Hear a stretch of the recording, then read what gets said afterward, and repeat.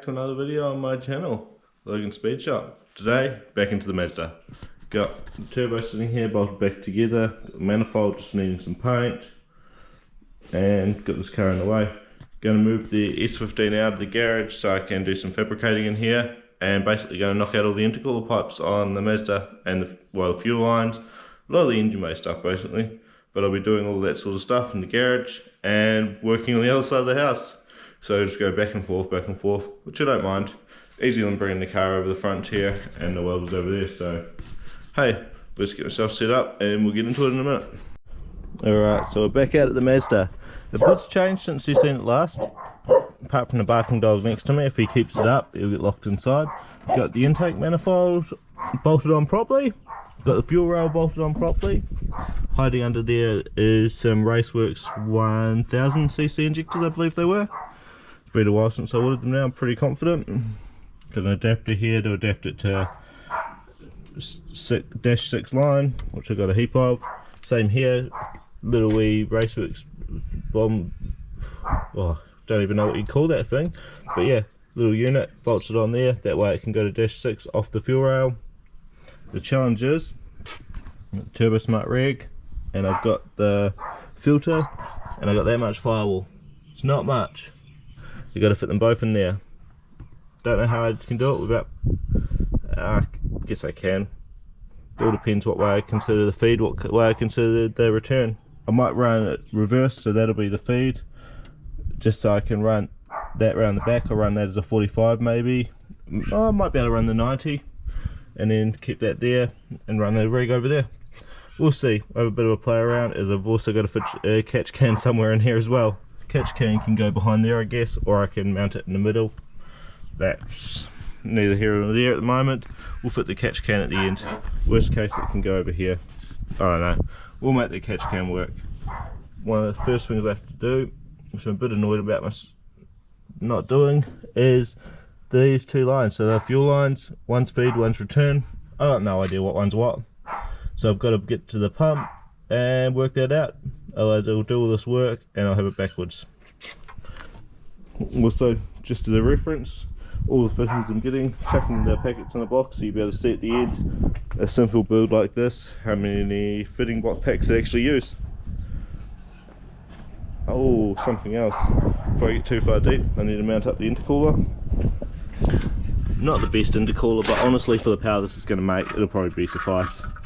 They tech screwed a couple of screws on the top for this mount. Actually sits where it needs. Look, it's not great.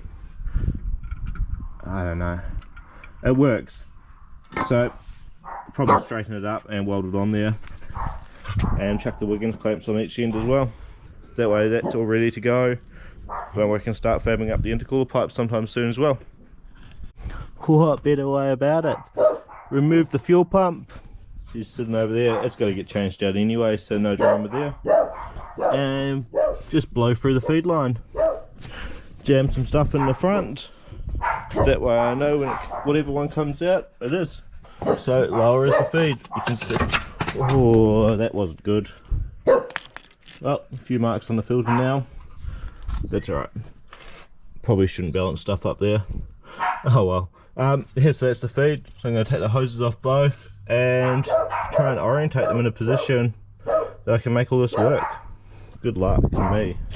Well, they're on. A couple of little bends with a socket on an extension. I managed to get this bugger and this bugger out. Check a fitting on there in a second, but it should be right for that. Might have to bend that a little bit more for that way. This one got a little bit of movement still. Should be a nice straight bit of line, tiny. Change that 45 to a straight, probably put that 45 over there yet. We'll see how we go. Run that line around, 90 might work. And this one here will go over to there, which will probably put a 90 up here and over. Have a bit of a play around with fittings now. Weld up the intercooler, then I can start fabricating some intercooler pipes, which I'm more keen to get done today for two reasons. I'm nearly out of gas, so I'll just be tacking as much as I can. So, because my gas day is Thursday and it's Wednesday today, so good to get those in place. Actually, the other thing I'll do, I'll chuck the engine loom in now. That way I know it's out of the way. Well, I know everything's going to work with it. I'll chuck some clips in now of me building the loom, just with a bit of music over it. Nothing special, I didn't want to spend too much time. It only took me a day or so to build this loom. But we'll get it in there for the Haltech.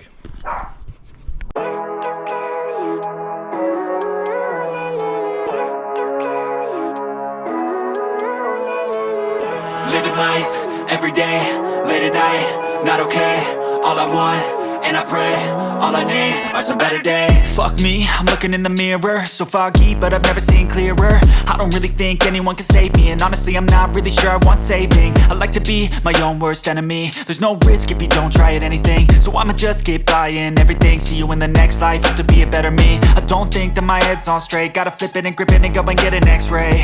What's wrong with me? I just feel weight pushing on my chest and it squeezed. Well, I think that was a success. Had to lift the filter up a little bit, sitting right at the top. Not sure how clear this will be on camera. Got the grommet in there, got the engine loom. It's tiny. It only has the bare essentials, so we've got the drive-by-wire. I've plugged into all the injectors. It's plugged into an oil pressure sensor down the back, water temp sensor here, a factory dash one here as well, cam angle sensor, and coil packs. Coil packs, I've only plugged one in just to hold it in place, as they're all coming off anyway, and the ground for the coils will just bolt on there. Over here got the boost controller, got the fan relay, and we've just got power for the battery, so that should all sit really nicely. But yeah, we've got two bloody tiny AN lines to make. Ended up changing fittings, so gone for a 90 here, 90 here. So this 90 will run to that one, so that'll just go up to there. And then I've got 90 here, so that'll go round and then into that one. That should look the best, I think. Not perfect. I could run around the back. Either way is much or muchness. I'm just trying to work with what fittings I've got. It could change back yet. I don't know. Still playing around. Not 100% until the lines are made. Nothing certain. What's next? I guess I'll do the welding on the intercooler quickly. Get that bolted on. That way I can start mocking up intercooler pipes. I probably won't show any of the welding on the intercooler because I just want to knock it out, but yeah, I'll start to show a bit more later on. Alrighty, cooler pipe time. So got the 45 cut down a bit, going into the throttle body, just sitting in there. It's a bit loose. This little bugger doesn't be quiet, he'll get locked inside again.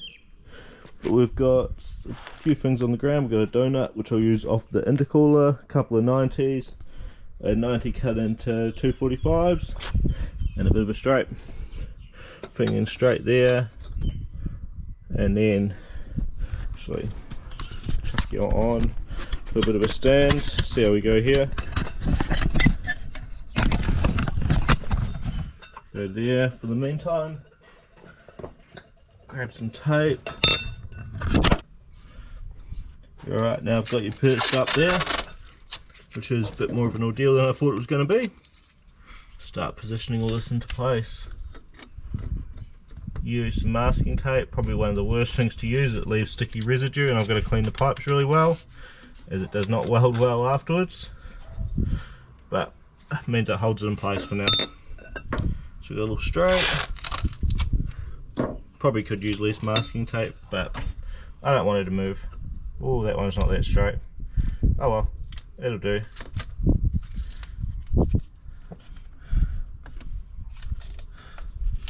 One thing I struggle with is definitely with the grinder, cutting 90s into 245s. Just going to grab an Allen key and quickly nip that up.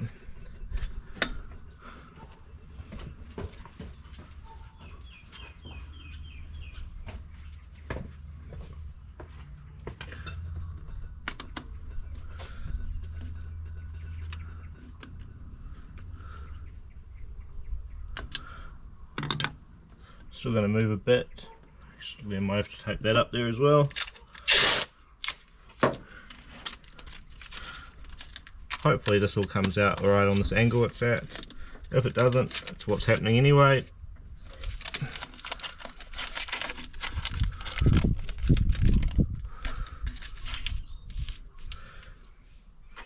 Right, we've got that there.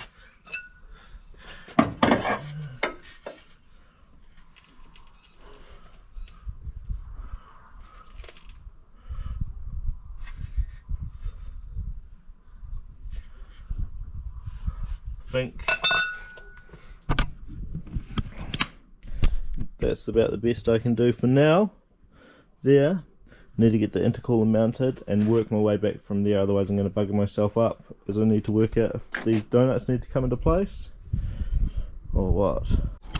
It's a bloody big celebration now for me. Bloody got it. All the pipes, looks like there's a big gap there. We'll work that out with the welder. Everything is taped into position.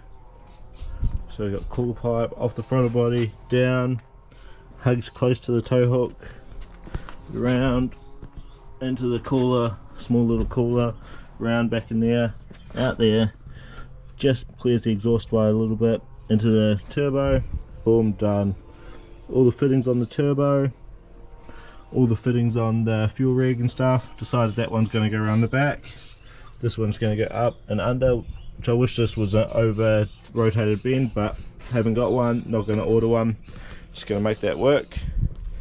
Still going to put an air temp sensor under there, that's easy enough, and just still going to put a nipple on for the boost control reference. I'll probably do that from the cold side just for ease of access. Should have put one down on here, but honestly forgot about it, and I don't want to pull the front housing off the turbo again. As for now, pretty much out of gas, so I'm thinking I'm going to pull a couple of pipes off, tack them together, and just make the most of what gas I do have there before I run out completely. It's the next day and the weather went to shit. You can see the Lancer covered in water. But yeah, I'm back in the garage, just playing around with some lines. Got a couple of little fuel lines here. So got a 5cm and a 6cm one. But I figured why not show you guys how to make lines to finish off this video. So I've already checked, I've got the oil line for the turbo. Already cut it to length, just using the Raceworks cutters. A lot easier. I used to do all this with the grinder. We'll basically end up with a hell of a mess. Still want to blow them out with the inside with some sort of air hose, just to make sure it's clean. But yeah, show you how to chuck the end on. Now do the same with the Dash 6 fuel line. Two different style fittings. This one is the PTFE, the nylon fitting with the olive. And the other one for the fuel line is a cutter style hose. But I'll get the camera set up and I'll show you how I make a line. Alright, so making up lines.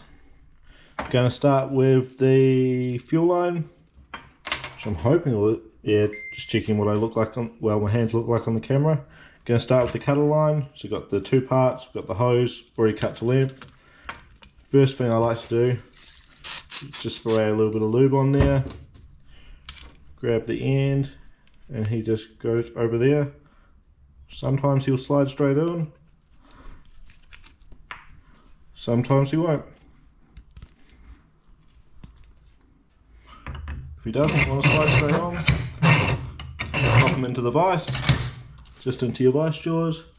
Grab the edge that doesn't want to go on, pop it in with a screwdriver, and then twist it in.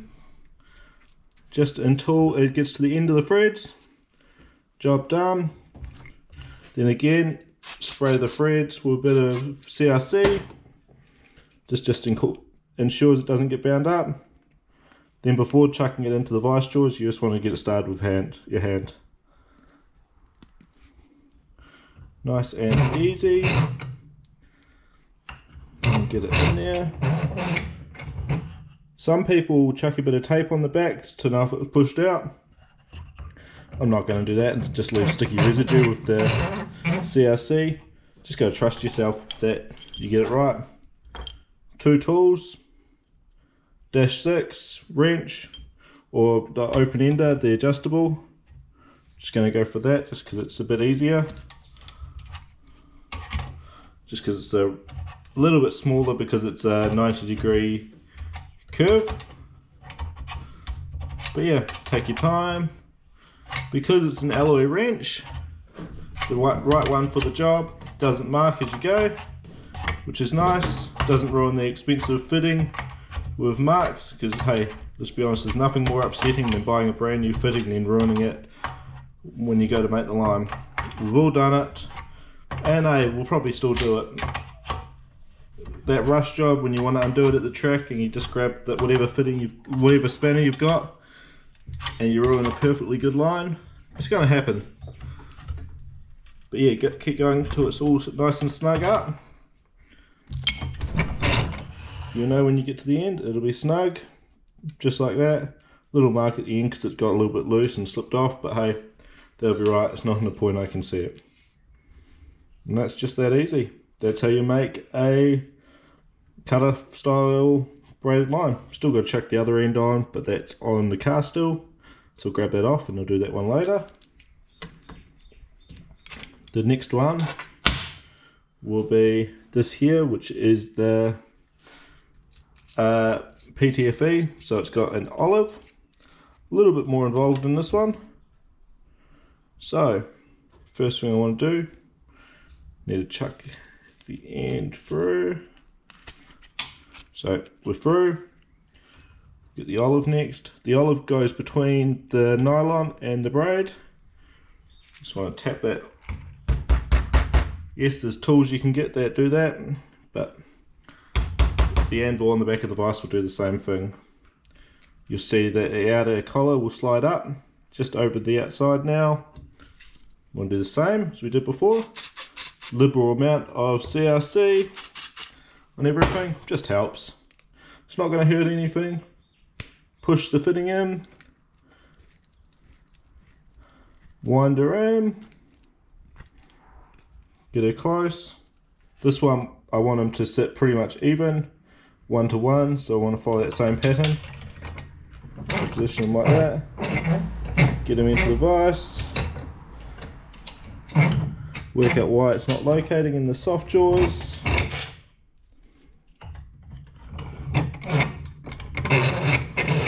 Go that way. I think it was just pinching itself up. This one, because it's a stainless fitting, just going to grab a normal wrench. The fitting's going to turn as I do it. Not too worried about that until we get near the end.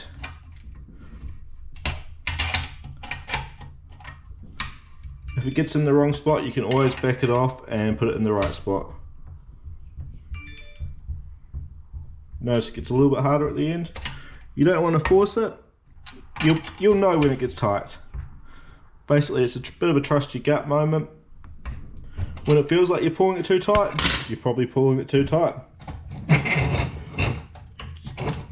And just like that, real time, 2 lines done. People might do them differently. That's how I've always done. Never had any leaks, never had any issues. But yeah, that's how you build braided lines. Okay, so lines are made. We've still got these little buggers to do, the short ones, but the other 2 are done. See a little bit of a video there on how to make them. Get a bit nervous on showing people how-to videos, but hey, rather teach people how to do it than people struggle along.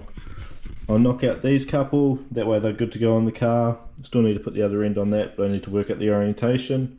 And then there's only one more fuel line to make, and just the oil drain, which will just be a push lock, and the cars should be pretty much plumbed.